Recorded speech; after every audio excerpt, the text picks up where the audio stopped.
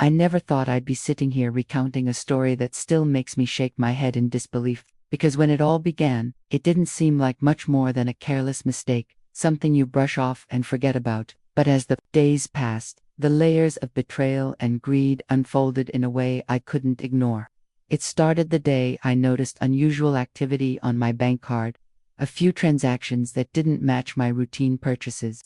At first I thought maybe I had forgotten about a subscription, or maybe a late-night food order, because in this busy life, little things slip the mind. But then, when I checked the details more carefully, my jaw nearly dropped. The charges weren't for groceries or online shopping. They were for a down payment on a car, followed by another hefty sum linked to a motorbike purchase. My heart raced, because I had never stepped into any dealership.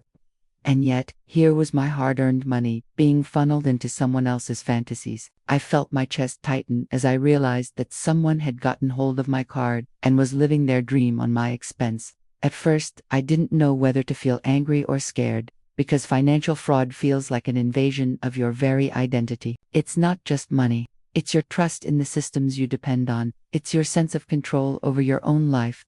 I sat there, staring at the statements, wondering how far it had gone, wondering who had the audacity to pull something like this, and more importantly, how they thought they'd get away with it. The next day, I couldn't focus on anything. My mind replayed those numbers, those dealership names, the sheer size of the transactions. I thought about my years of saving, the sacrifices I had made to keep that account healthy, and now, someone had dipped into it without a care. At work, I barely heard what my colleagues said. I smiled and nodded, but inside I was boiling.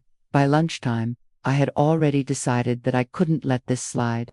I needed to find out who was behind it. I contacted the bank, and though they assured me an investigation was underway, the slowness of the process gnawed at me. Waiting felt like torture. Days went by, and each day I imagined someone revving up a shiny car, someone else zipping through streets on a new bike, laughing, celebrating, enjoying luxuries I had unknowingly paid for. The thought made me furious, and that fury began to fuel my resolve. I didn't want just the bank's standard reversal or some apology. I wanted the people behind it to know that they had picked the wrong person to mess with. My instincts told me it wasn't some stranger from halfway across the world, because the transactions were too local, too specific. The dealership was in the same city I lived in, barely 20 minutes away. That detail made my skin crawl. It meant whoever had done this was close, maybe closer than I wanted to believe. I began digging, calling, visiting places, trying to connect the dots. When I finally managed to speak to someone at the dealership by pretending I was inquiring about the same car purchase, I gathered enough information to know that the person who had used my card wasn't just a faceless thief. It was someone I knew. The realization stung. My mind went through every possibility: friends, acquaintances, even distant relatives. And then one name flashed in my head like a lightning bolt. Someone who had been around me more than usual lately. Someone who had casually asked about my finances before. Someone I had trusted without a second thought. My pulse quickened, and though I didn't want to believe it, all the signs pointed to them. I remember that night vividly, sitting alone, in my room, the glow of my phone screen illuminating my clenched fists, rage mixed with a strange sense of calm, as I realized I had an advantage. They might have been clever enough to get past my card details, but they had no idea I was onto them. They had no idea what was coming their way. A plan began to form, in my head, not just to get my money back, but to teach them a lesson so unforgettable that they'd never dare cross me or anyone else again. And as I lay awake, staring at the ceiling, I knew this was just the beginning of a storm I was ready to unleash. The following morning, I woke up with a heaviness in my chest but also with a fire in my heart. I wasn't going to play the passive victim, waiting endlessly for the bank's official investigation to churn out results that might take weeks or months. No, this was personal now. Whoever had dared to swipe my card for such reckless purchases had not only stolen my money, but had challenged my patience, my intelligence, and my ability to protect myself. I remember staring at my reflection in the bathroom mirror, telling myself that if I didn't take control, I'd forever be haunted by the thought that I let them get away with it. So, I made some calls, dug deeper into the dealership's records, and even reached out to someone I knew who worked in vehicle registration. Piece by piece, the puzzle began to align, and though I wished I was wrong, The truth became clearer with every passing hour. It was indeed someone I knew, someone who had been close enough to pick up details about me without raising suspicion. They must have seen me use my card or overheard enough to take a gamble, never expecting I'd be able to trace it back. What they didn't know was that I wasn't the kind of person to let betrayal slide. The rage inside me grew as I pictured them driving around in that car, probably bragging to their friends, flaunting a bike that screamed arrogance. I could almost hear their laughter, their careless joy, as if my sacrifices meant nothing, as if years of my sweat and hard work were just numbers to be drained for their entertainment. But that same rage sharpened into determination. I began setting up my own trap. I visited the dealership in person, acting casual, pretending I was interested in the same models. I walked around, asked questions, even managed to charm the salesman enough to confirm the details of the buyer, without him realizing the weight of the information he was handing me. When he mentioned the name, my suspicions were sealed. It was exactly who I thought it was, someone who had shared meals with me, who had once called me a friend, someone I had trusted enough to let into my world. The betrayal cut deep, but I refused to let the pain blind me. Instead, I let it fuel me.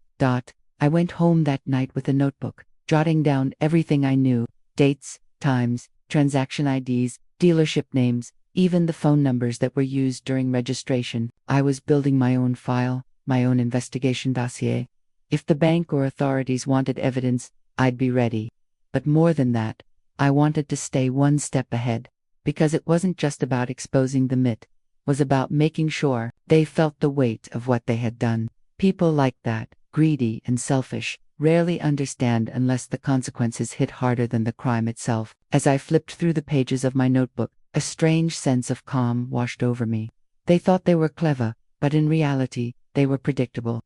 They were too reckless, too confident, and that was exactly what I would use against them. In the days that followed, I played a role. Whenever I saw them or heard from them, I acted as though nothing had changed.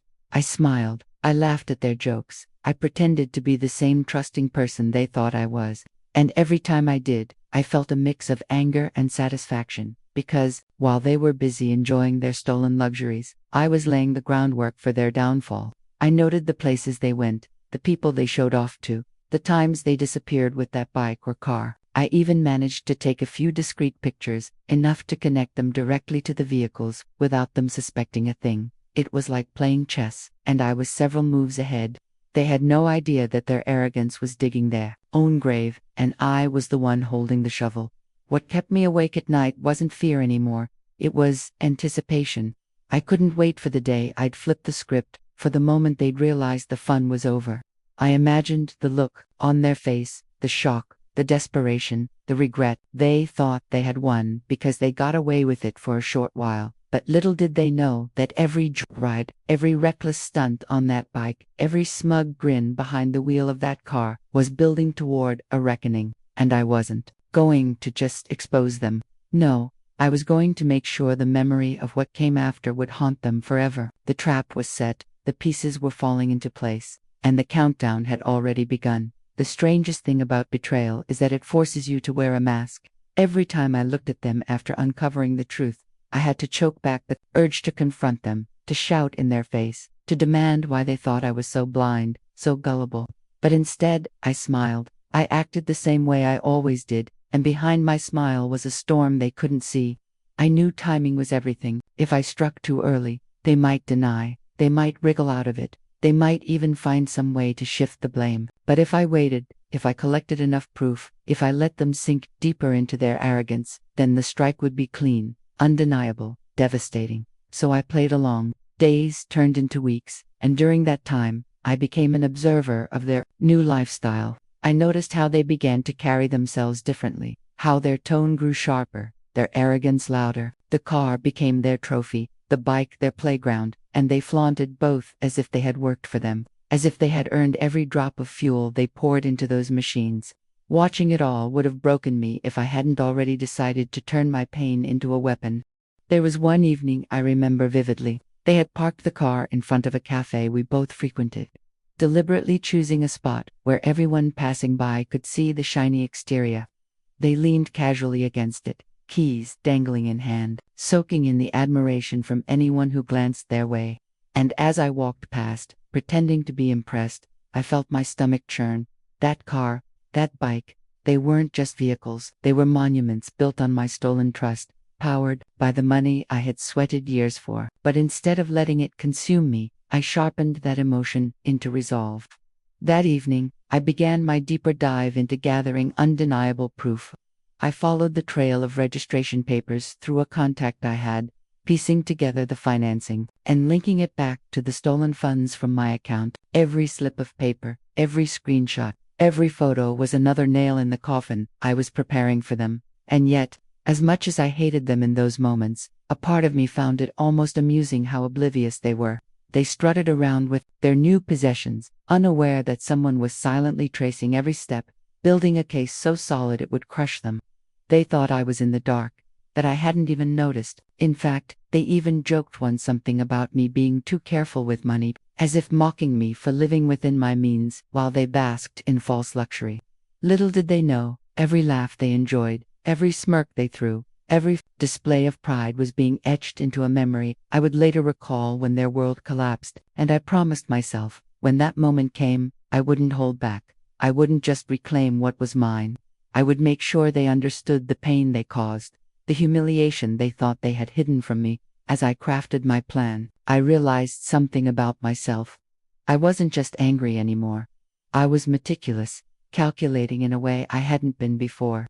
I rehearsed conversations in my head, thought through every possible reaction they could have, and prepared responses that would corner them no matter what. I imagined sitting across from them, revealing piece by piece the truth I had uncovered, watching their smug confidence shatter into panic. I could almost see their hands trembling, their words stumbling, their eyes darting for escape routes that wouldn't exist. The thought gave me strength. It wasn't revenge for revenge's sake. It was justice, the kind that doesn't just balance the scales but tips them so hard the offender feels the weight of their actions for a lifetime. Late at night, while the city outside was quiet, I sat by my desk, the glow of my lamp casting long shadows, going over everything again and again. The bank had finally confirmed fraud was detected, but I held back on pushing them too far. I wanted the fraud case open, but I wanted my own plan to unfold first. Authorities could step in later, but first, I wanted to see the look on their face, to be the one to break the illusion they lived in. The sweet satisfaction of being the one to personally pull the rug from under them kept me awake with a sense of grim excitement. Every detail was aligning.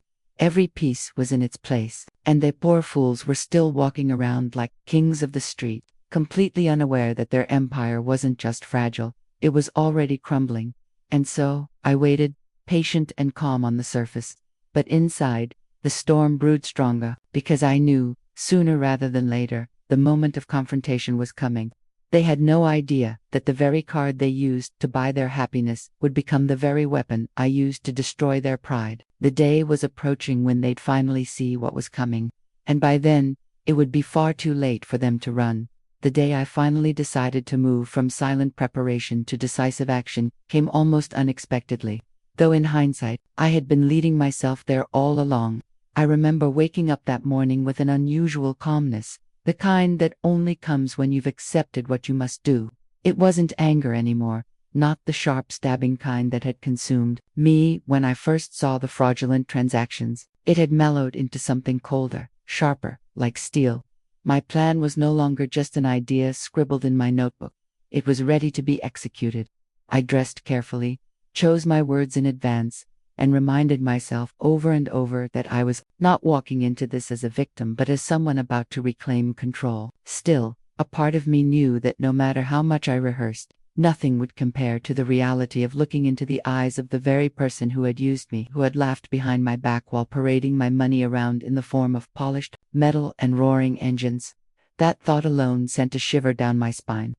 But I welcomed it, reminded me of why I couldn't back down. I arranged to meet them under casual pretenses. A simple text. Something like, "Hey, let's catch up. It's been a while." The reply came quickly, almost too eagerly, as if they hadn't the slightest suspicion that anything was wrong. That alone both disgusted and amused me. They thought they were untouchable, thought they had outsmarted me, thought they had buried their tracks well enough.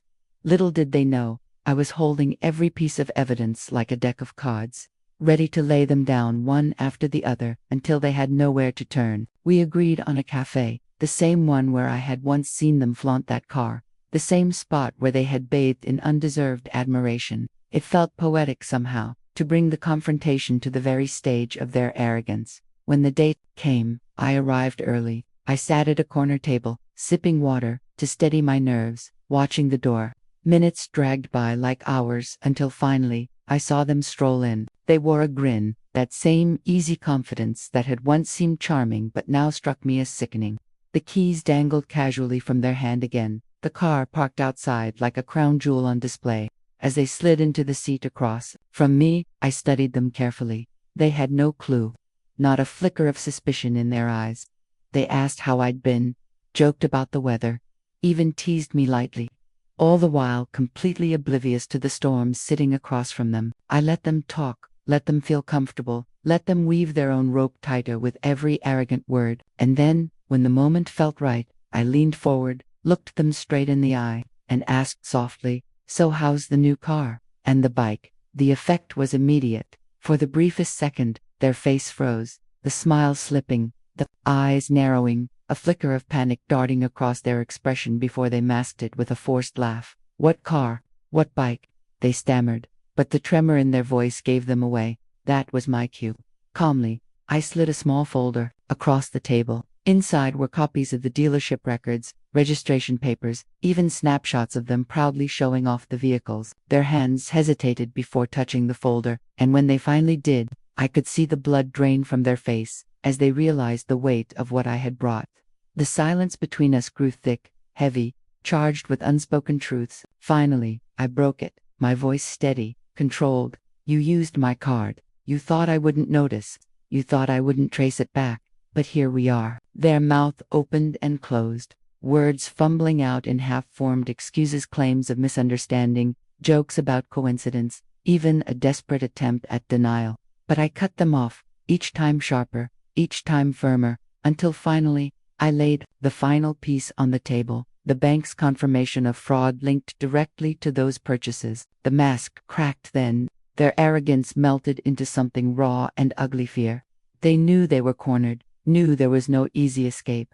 And in that moment, I felt something I hadn't expected. Not joy, not triumph, but a strange sense of vindication, as though I had finally taken back a part of myself they had stolen. But even as they sat there stammering, eyes darting, hands trembling, I wasn't finished, because exposing them was only half the battle. Making them painfully pay for what they had done, that was the end game. I leaned back in my chair, arms crossed, letting the silence linger until it suffocated them.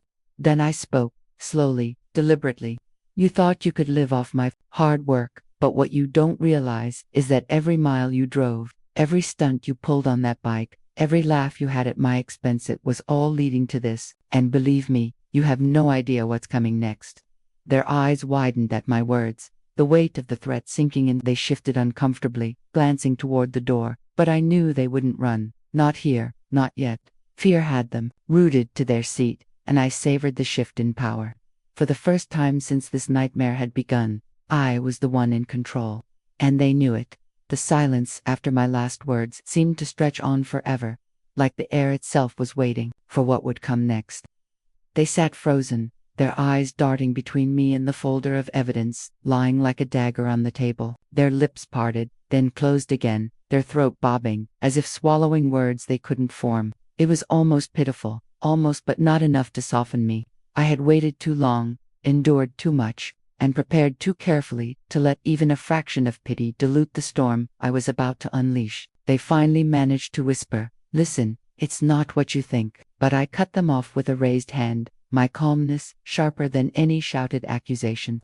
"No," I said firmly, "it's exactly what I think. You stole from me. You used my card to live a life you never earned. And now you're sitting here pretending you didn't know what you were doing. Don't insult me further." The desperation in their eyes deepened, and they leaned forward, lowering their voice like conspirators trying to bargain their way out of a corner. Okay, they muttered quickly. "Maybe I borrowed the card, but I was going to pay you back, I swear. Things just got out of hand. I just needed a little push, a little start. You know me, right? I'd never mean to hurt you."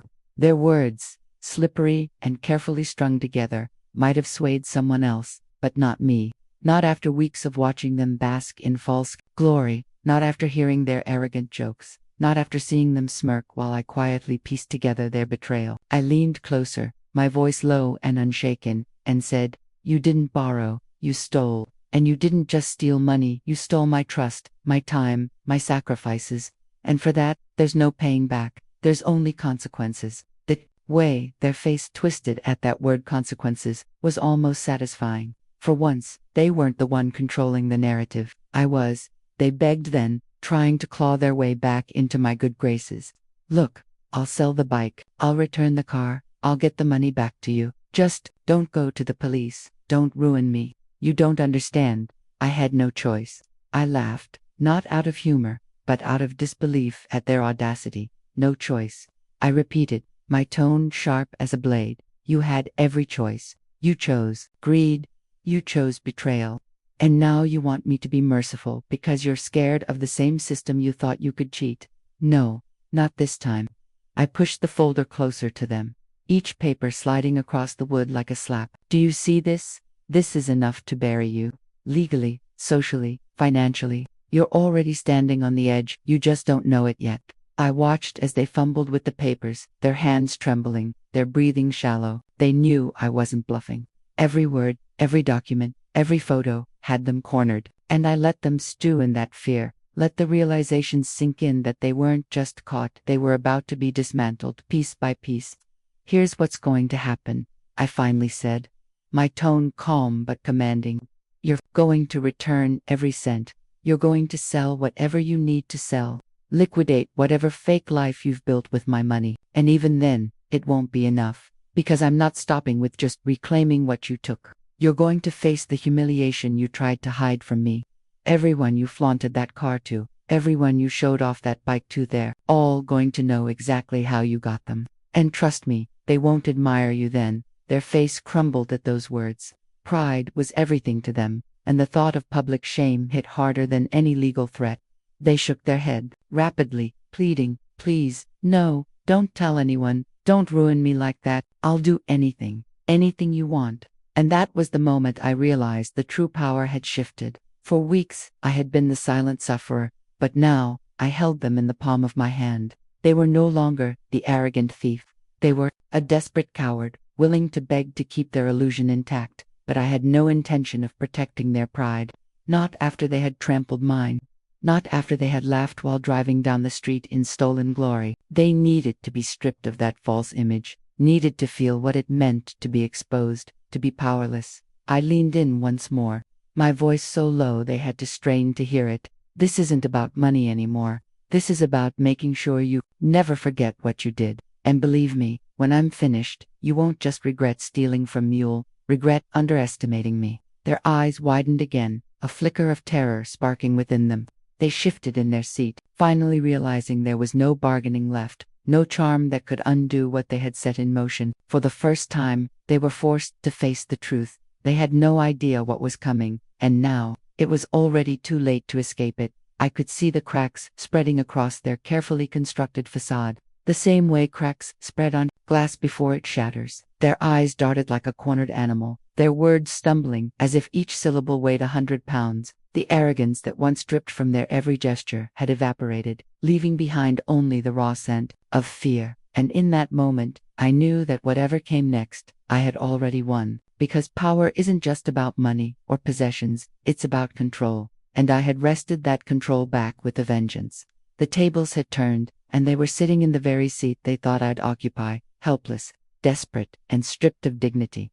I didn't let them off easy. Over the days that followed, I tightened the noose in ways they never saw coming. First, I contacted the dealership directly, supplying the evidence I had gathered and making sure they knew the purchases had been made fraudulently. The vehicles, once polished trophies, were flagged, leaving them unable to flaunt them without fear of repossession. Then I pushed further, reaching out quietly to people in our circle, people they had so proudly shown off to. I didn't even need to embellish. The truth, a few screenshots, a few casual remarks, and the whispers spread like wildfire. The car and bike weren't bought with hard-earned success, but with stolen money. Their smirk vanished from the streets. The admiration turned into murmurs of disgust, laughter behind their back, shame that followed them wherever they went. They couldn't walk into the cafe anymore without feeling eyes pierce them like daggers. And still, that wasn't enough. I wanted the lesson etched so deeply that they would never dare cross another soul again. With the bank's fraud case still open, I provided every shred of evidence I had collected, from receipts to dealership records, tying it all back to my account. Legal action began to unfold, slow but inevitable. I knew they could sense it coming, knew that every day they woke up with a little less ground under their feet. Their calls became frequent, then pathetic, pleading calls, begging me to drop it, offering promises they could never keep. Sometimes they cried, sometimes they tried to sound tough, but every attempt ended the same way: silence from me.